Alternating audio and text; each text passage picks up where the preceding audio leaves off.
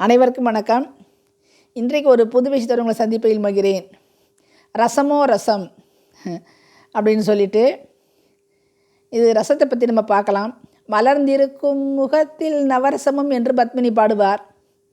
மனித பாவங்களில் நவரசம் மட்டும்தான். ஆனால் நாம் அதற்கு மேலும் ரசங்கள் தயாரிக்கலாம். அதாவது நான் சாப்பிடும் ரசம் பற்றி சொல்கிறேன்ப்பா. இது குங்குமம் தோழி இணைப்பிலே வந்தது. நான் சொன்ன ரசம் இப்போ குளிர்காலம் ஆயிற்றே, என் ரசம் டிப்ஸ் அனுப்பியிருந்தேன். அது பிரசுரமாகி இருந்தது சில வருடங்களுக்கு முன்பு. பொதுவாக நம்ம சாம்பார் சாதம், வத்தக்குழம்பு சாதம் சாப்பிட்ட பின்னாடி ரசம் சாதம் சாப்பிடுவோம். சில ரசத்தை குடிக்கக்கூட செய்வாங்க. செட்டிநாட்டு விசேஷ வைபவங்களில் இந்த ரசம் அல்லது தண்ணி குழம்பு அல்லது இளங்குழம்பு அல்லது சூப் இடம்பெறும். வீட்டில் என்றால் கீரை மண்டி போன்றவை வைப்போம். முதலில் கெட்டி குழம்பு, பின் சாம்பார், பின் ரசம் அல்லது இளங்குழம்பு அல்லது தனி குழம்பு, அதன் பின் மோர் பாயசம் எல்லாம், தயிர் பாயசம் எல்லாம் இருக்கும்.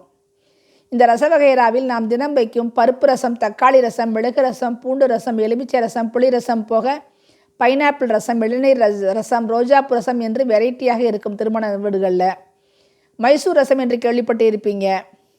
அதில் தேங்காய் கூட அரைத்து விடுவார்களாம். ஆமாங்க, ஆமாம். மோர் ரசம் என்று மோரில் வெங்காயம் கடுகு தாளித்து ஒரு கேரளை தொலை கொடுத்தார். சுவையோ சுவை, ஆனால் அதன் பேர் மோரு கறி. காய்கறியே இல்லாமல் அதன் பேர் கறி. இன்னும் பருப்புனுடைய ரசம், கொள்ளு ரசம், சீரக ரசம், மல்லி ரசம் என்றெல்லாம் கூட வைப்பார்கள். காரைக்குடி பக்கம் இட்லிக்கு ஒரு ரசம் வைப்பார்கள். அது பச்சை ரசம்.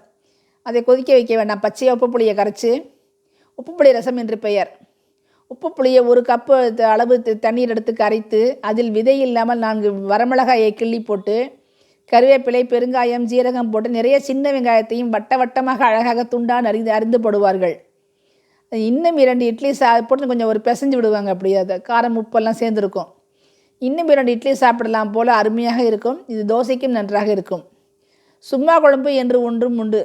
அதுவும் சாதத்துக்கும் இட்லிக்கும் அருமையாக இருக்கும். இதெல்லாம் ரச வெரைட்டி மாதிரி தான். இதெல்லாம் ஒரு கைப்பிடி சின்ன வெங்காயத்தை அரிந்து போட்டு கடுகு, பெருங்காயம், வெந்தயம் தாளித்து ஒரு பச்சை மிளகாய், தக்காளி போட்டு உப்பு புளி தண்ணீர் விட்டு சாம்பார் பொடி போட்டு நுரைத்து வந்ததும் பூண்டு தட்டி போட்டு இறக்க வேண்டியது தான். சாம்பார் பொடியில் மிளகாய் தூக்கலாக இருக்கும். சிவப்பு கலரில் இந்த குழம்பு ரொம்ப ருசியாகவும் கவர்ச்சியாகவும் அந்த தண்ணியாக தான் இருக்கும். ஆனால் ருசியாக டேஸ்ட்டாக இருக்கும். முக்கியமாக சொல்ல மறந்துட்டேனே, ஹெர்பல் ரசம் நிறைய இருக்குங்க. அது வெற்றிலை, வல்லாரை, தூதுவளை, துளசி ரசம்தான். ரசம் தாளிக்கும் போதோ அல்லது இறக்கும் போதோ தட்டி போட்டு இறக்கணும். இன்னும் வெற்றிலை நெல்லி ரசம், வேப்பம்பூ எலுமிச்சை ரசம் வச்சு சாப்பிட்டு பாருங்கள். இதாண்டா ரசம்னு சொல்லுவீங்க.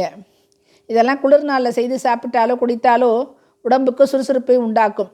சளி தொல்லை வராது. பொதுவாக தினப்படி சமையலில் காரைக்குடி பக்கம் ரசம் கிடையாது. சாம்பார் என்றால் பொரியல் அல்லது மசாலா மண்டி பிரட்டல். கெட்டிக்குழம்பு என்றால் புளிக்குழம்பு அல்லது கூட்டு துவட்டல்.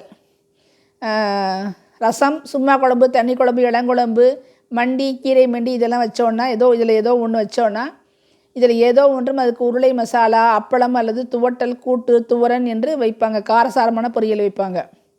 எங்கள் அம்மா வீட்டுக்கு வரும் காளிமுத்து அக்காவிடம் ஒரு முறை கேட்டேன், அக்கா நீங்கள்லாம் டெய்லி ரசம் வைப்பீங்களான்னு. அதுக்கு அக்கா சொன்னார், ஐயோ எங்கள் வீட்டு ஆசாரிக்கு ரசம்னா விஷம். அவங்க வீட்டுக்காரரை பற்றி சொன்னாங்க.